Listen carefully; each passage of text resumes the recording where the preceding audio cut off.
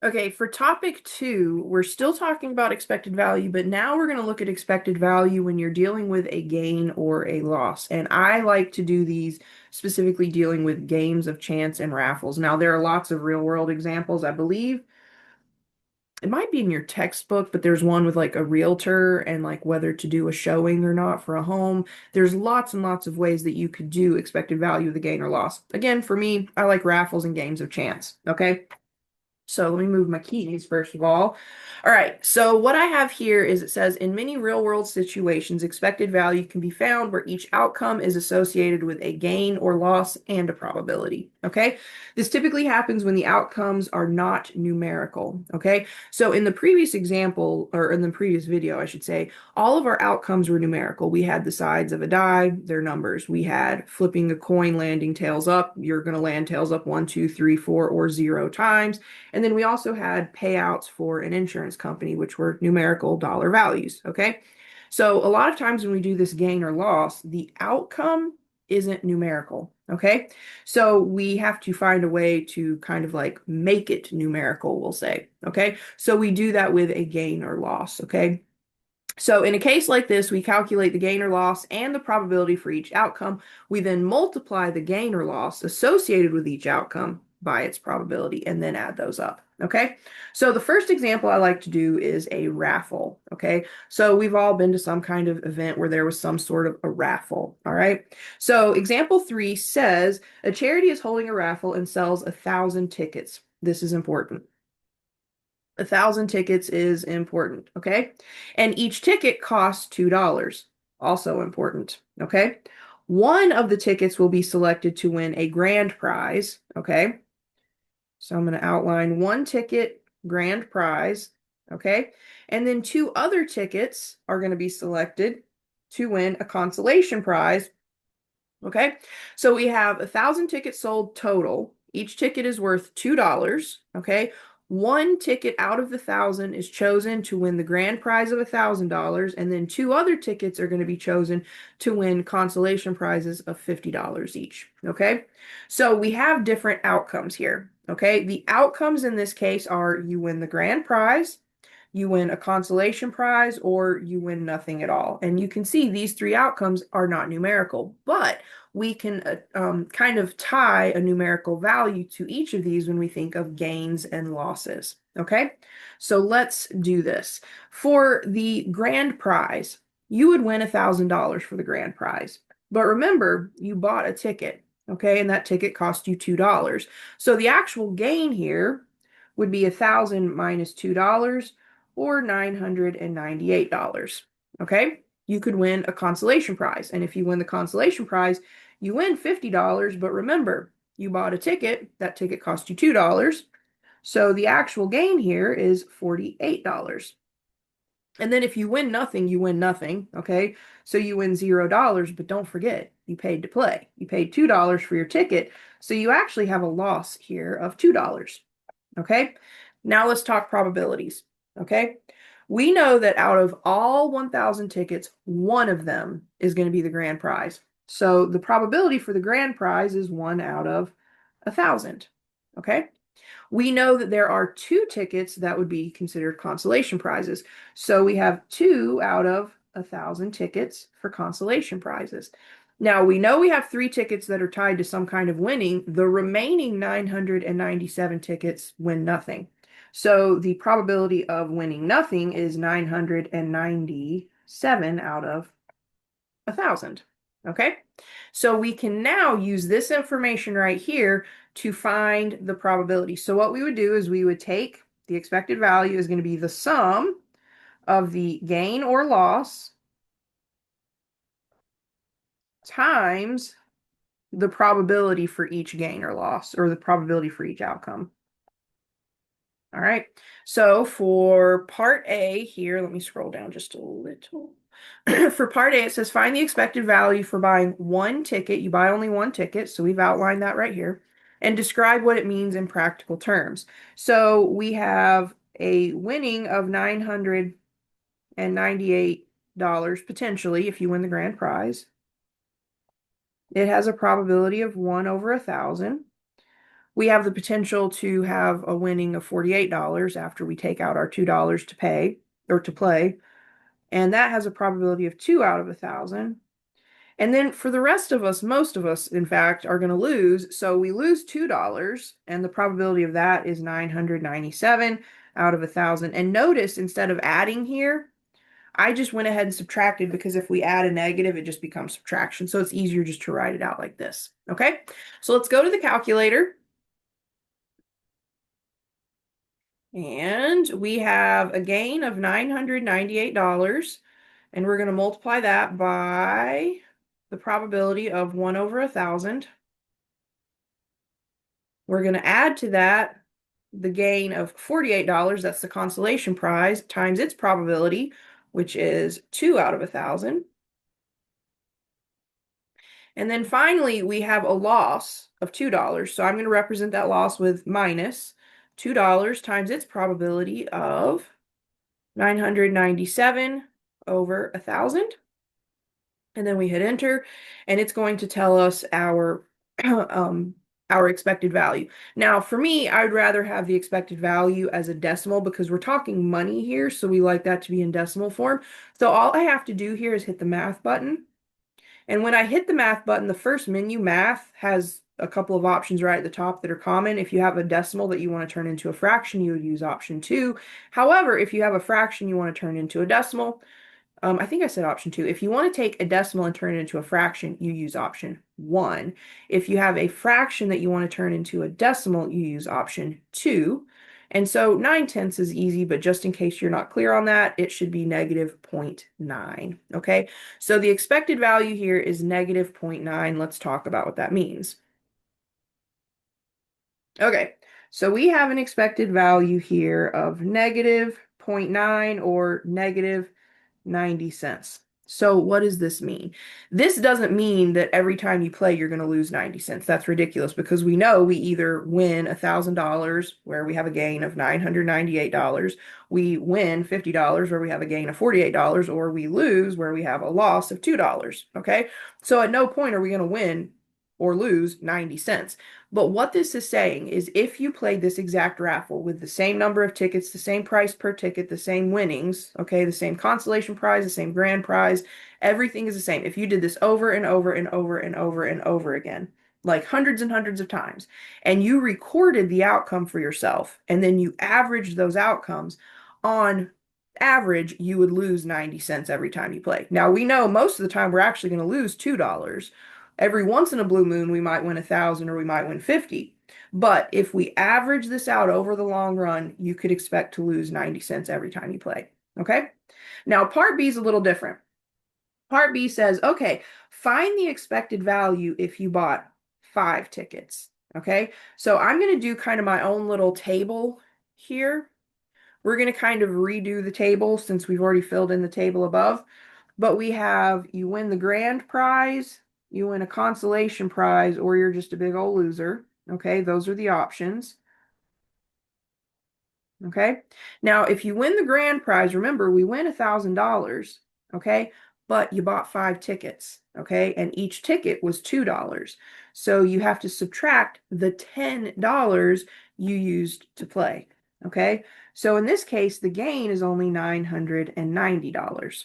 Okay, now if you win the consolation prize, you win $50, but remember, you bought 5 tickets this time.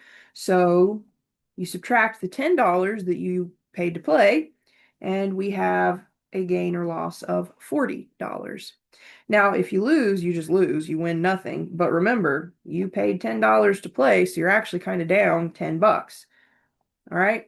Now the probabilities are going to be all exactly the same. We have 1 out of 1,000. There's still just one winning ticket out of 1,000. There's still just 2 consolation prizes out of 1,000. There are still 997 ways to lose out of 1,000. What really changes here is our gain or loss. Okay. So if we're looking for the expected value, we take our gain or loss. So 990 times 1 over 1,000. Whoops. Plus 40 times 2 over 1,000 minus, since we lose $10, I'm going to write it as minus 10 times 997 over 1,000. And we can go back to the calculator And if you have the graphing calculator, you can do this pretty easily. You just scroll up until you get the problem that we had before. But I'm going to type over a few things. Instead of 998, I'm going to make it 990. Instead of 48, I'm going to make it 40. And then instead of 2, I'm going to make it 10. I do have to insert a value, so I can just go second, delete, and it'll insert a space where I can type in 0. And we hit enter. And again, I'm going to make this into a decimal. So I go math. First menu that pops up is the math menu, and you want to choose option 2. And we get negative 890. So what does this mean? So the expected value here is negative $8.90. So at no point do you lose exactly $8.90. You're either losing $10 or you're gaining $40 or you're gaining $990. Okay? So what this means is if you play this exact raffle, okay, it's 1,000 tickets, $2 each. You buy 5 of them. There's 1 grand prize, 2 consolation prizes, and 997 ways to lose. If you play this over and over and over and over and over, and you record your winnings or your losses, depending, and then you average those out, in the long run, you could expect to lose $8.90 every time you play. So that means most of the time you're losing $10. Every once in a while, you're going to win either the grand prize or the consolation prize. Okay? So when we change the number of tickets, it does not change the probability. The probability of getting a grand prize is still 1 in 1,000. It just changes your gain or loss here. All right, let's look at 2 more examples, again, dealing with games of chance. I prefer games of chance to explain this. All right, so for part A, again, example 4 just says find the expected value. In part A, it says in the game of 1 spot Keno, a card is purchased for $1. It allows a player to choose one number from 1 to 80. So you've got 1 through 80, you pick a number, okay? A dealer then chooses 20 numbers at random from 1 through 80. Okay, if the player's number is, that should say among, not amount. I'm sorry. That's another typo. I was like, that doesn't make sense. So a dealer then chooses 20 numbers at random. If the player's number is among those chosen, the player is paid $3.20, but does not get to keep the dollar that you paid for your ticket. Okay? Find the expected value of a $1 bet. So let's create our table. We want the outcome. We want the gain or loss. And then we want the probability. So when it comes to the outcomes, you either win or lose, okay? Now, if you win, you get $3.20, but remember, you paid $1 for your ticket, so you actually only have a gain of $2.20. Now, if you lose, you just lose. You don't win any money, but remember, you still paid $1 to play, so you have a loss of $1. Now, when it comes to the probability, to win, remember, the dealer has 1 through 80. So he's got, or she, he or she has 80 numbers to pick from. They choose 20 of those 80 numbers, and if your number is among those, you win. So the probability of winning is going to be 20 out of 80, okay? Now, to lose, if 20 of those numbers are winning numbers, that means 60 of those 80 numbers are losing numbers. So that means your number was among the 60 that were not chosen. Okay, so if we were going to find the expected value, we would take our gain or loss. So to win, we win $2.20. The probability of that is 20 over 80. And then if we don't win, we lose that dollar we paid to play. And the probability of that happening is 60 over 80. So let's go to the calculator. Now, another way you can type this in without doing the fraction template is you can type in the $2.20 and then in parentheses, just do your fraction top divided by bottom. So we have 20 divided by 80. And then we want to do our next gain or loss. It's a loss of $1. So minus 1 times 60 over 80. Okay. And then if you type it in like this, instead of using the fraction template, it'll automatically give you a decimal answer. All right, so we get negative 0.2. So what does that mean? Well, if we go back to the worksheet, we get an expected value of negative, well, let me rewrite that so it's a little clearer. negative 20 cents. Now, at no point do you lose exactly 20 cents. You either lose $1 or you gain $2.20. But again, if you played this over and over and over and over and over, and you recorded your winnings and your losses, and then you averaged them out, on average, you could expect to lose 20 cents every time you play. Now, at no point do you actually lose 20 cents. Again, you're either losing a whole dollar or you're gaining $2.20, okay? But on average, in the long run, you would lose approximately 20 cents every time you play. All right, one more. We have a spinner on a wheel of fortune can land with an equal chance on any one of 10 regions. Okay? 3 regions are red, 4 are blue, 2 are yellow, and 1 is green. Okay? A player wins $4 if the spinner stops on red, $2 if it stops on green, and then the player loses $2 if it stops on blue and loses $3 if it stops on yellow. What is the expected value? Notice here it doesn't say you have to pay to play, so the earnings, the gains and losses are really quite direct. So the outcome, let's create our table. The outcome is you can land on red, blue, yellow, or green. There's a gain or loss associated with each of these. It says the player wins $4 if it stops on red. The player wins $2 if it stops on green. The player loses $2 if it stops on blue, and they lose 3 if it stops on yellow. Okay, and what's the probability of each? Well, we know there are 10 regions total. So each probability is going to be something out of 10. Okay, and we are told at the very beginning that there's 10 regions. Okay, 3 are red, 4 are blue, 2 are yellow, and 1 is green. Okay, so let's go ahead and figure out our expected value. So we get 4 times 3/10 minus 2 times 4/10 minus 3 times 2/10, and then plus 2 times 1/10. Notice every time I have a gain, I use a plus. Every time I have a loss, I use a minus. Okay, so let's go to the calculator. Do I have this written down? Yes. Okay, so let's go to the calculator. And we have the winnings of $4 if you land on red, which is 3/10. So the probability is 3/10. We lose $2 if we land on blue. The probability of that is 4/10. We lose $3 if we land on yellow. The probability of that is 2/10. And then we win $2 if we land on green, and the probability of that is 1/10. So what is our expected value? Well, it's 0. Okay, so what does that mean? All right, so let's go back to the worksheet.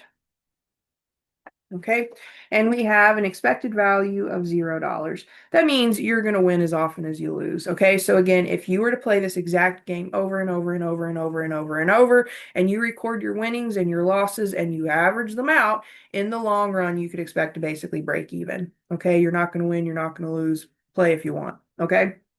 So one thing I do want to point out really quick before I end this video, in your homework, you may have examples where you have to do like gains and losses and find your own probabilities. I want you to notice something about the probabilities. So when we look at these probabilities, okay, if I take 20 over 80 and I add it to 60 over 80, it equals 1. Okay, if I look at these probabilities right here, okay, if I take 3/10 plus 4/10 plus 2/10 plus 1/10, that equals 1. So the probabilities always add up to 100%. So if you're struggling with the probabilities, remember they have to add up to 100%. Same thing up here. If we take these probabilities right here, okay, if I take 1/1000th plus 2/1000ths plus 997 1,000ths, it's going to add up to just be 1. Okay, and the same thing is going to be true regardless, even back here. If we look at these probabilities right here, here, here, here, and here, if we take 1 plus 4, which is 5, plus 6 is 11, plus 4 is 15, plus 1 is 16, we get 16 over 16 is 1. Same thing here. Whoops. If we take these probabilities right here, so we add them up on our calculator, we get 0.7 plus 0.15 plus 0.08 plus 0.05 plus 0.01 plus 0.01. We get that these equal 1. Okay, so when you're dealing with expected value, all of the probabilities will always add up to 1 or 100%. Okay, so please keep that in mind. So again, expected value is just a mathematical way to use probabilities to determine I am struggling today, to determine what to expect in various situations over the long run. The way we find expected value is we take the outcome, if it's numerical, multiply it by its probability, add them up. If the outcome is not numerical, we assign a gain or loss to the outcome, and then multiply it by its probability, and then add them all up. All right?